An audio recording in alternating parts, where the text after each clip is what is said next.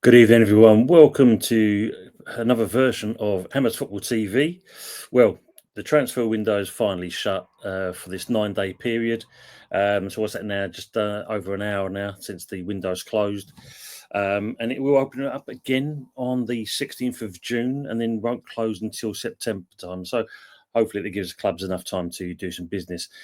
As you know, we didn't do much ourselves, but we're going to carry on, we'll crack on with that in a minute. But before anything else, don't forget, if you haven't already, hit the like button, share, and spread the word if you don't mind. As I'm trying to get onto the 1,000 subs mark, I'm getting there slowly but surely. And more important, subscribe to the channel as well. Don't cost you nothing, basically. It's free as anything. And we've got a great community here, so why not become part of that as well? As I mentioned, not much going on in the transfer window from us. By you saying that, there's a few clubs they didn't exactly buy many players themselves. I think everyone was waiting for this second window, which you can understand at this stage. And obviously, West Ham are no exception to this as well. However, as always, it was emerged that before we can actually buy any players, we've got to sell players because that dreaded word PSR, PSR that's going to halt us apparently. We know that obviously, Sullivan and West Ham sit quite pretty. They're not exactly kind of skint, but they are making it as if we've got no money at the moment. So is it the PR machine or is it the usual BS that we normally are used to?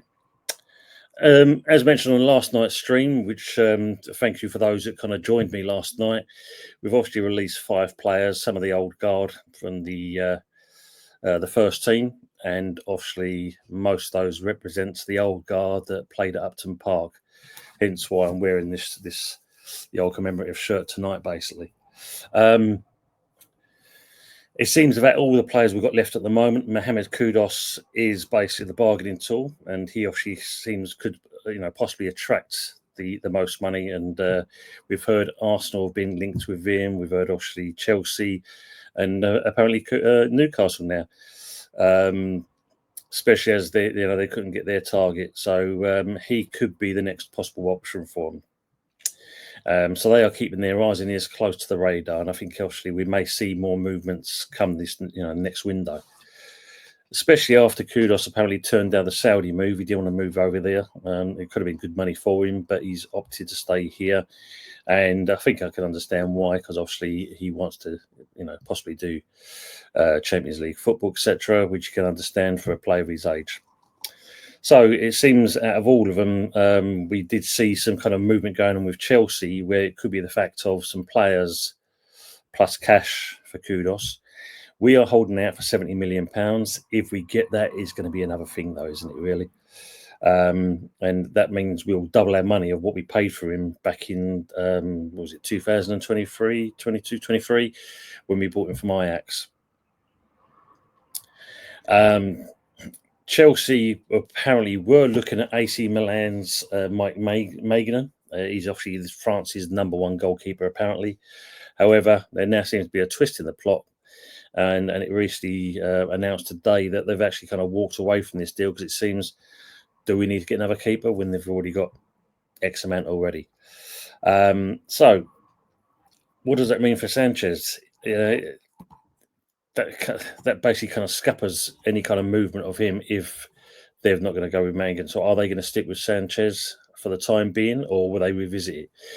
If they do, then it means one thing. We're either going to be looking at Ramsdale as our target man to go between the sticks. But, why don't we be shrewd for a change? If Chelsea's walking away from this keeper, this Maignan, why don't we go for him? Apparently Chelsea valued him between 10 to 15 million euros. So what's that in their terms? Probably around about, 12 to 16, 18 million, if that. If he's France's number 1, it would make sense in certain respects because obviously Areola and him, it would be a good winning combination. They can obviously bounce off of each other. It could be, maybe an ideal, but it is us after all. And do we have the cojones to go for a player like that? Moving on, obviously, another one that is not part of Potter's plans, and even I think the player himself has admitted to this, is Naya Gerd. the Moroccan international.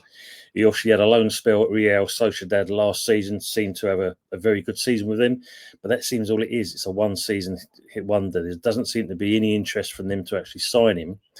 So this could possibly leave him clubless, especially if Potter has no intentions of featuring this man, even though most of us can agree he possibly could do a job if given the right opportunity. But for a good, there could be a possible, shining beacon of light for him, and it comes in the shape of the bald one himself, Eric Ten Hag, who's apparently been appointed the Bayer Leverkusen's manager, and apparently he's quite keen on a Gerd. Marseille are also looking at a Gerd as well, but the stumbling block for them, I think, is what we value him at, which is £25 million, and I don't think they want to go that option of paying that amount. So let's see what happens in that case. Otherwise, we've got a player here that's basically going to be kicking around with the academy if we're not careful. We're looking at obviously offloading Edson Alvarez and Guido Rodriguez. We know Rodriguez wasn't everyone's flavour. Why we took it. He didn't exactly live up to the hype, even though he's won World Cups, etc., with Argentina. He wasn't the player for us. Apart from the last couple of games, he had a fairly okay amount of time on the pitch, but really is not part of the future plans. So if Kudus goes and a Gerd goes, those two could possibly follow him as well. Other than that, not much else is going on at the moment. If any news does break out, obviously I'll be there to update you as best as I can, and just kind of keep up to date. And like I said, if you haven't already, hit the notification bell so any new content, hopefully you'll keep up to date with that. So, just on a note, and note, the window's now closed for this mini 9-day period. The next one opens again, like I said, on the 16th. The big question for me, and obviously, hopefully, maybe for you Hammers fans out there. Are West Ham looking to reshuffle, or is it the case of it's desperate measures and we are just literally going to be one of those cases, the old Dale Winton supermarket sweep, the last knock-ins of the next window, and we are going to go for bargain basement and maybe the odd one player that's going to surprise us. Then they're going to be thinking, we've signed this big player, that should be enough to please the fans.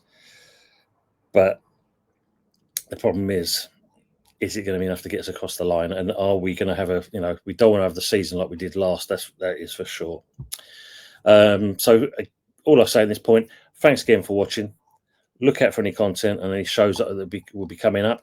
And if you haven't already, as I mentioned before, hit the like button on your way out, spread the word, and don't forget to subscribe. As I said, if you're new, welcome to the channel. There's a good community here. We've got a good banter going on, some good people in there as well, and all looking to enjoy what we do here, basically.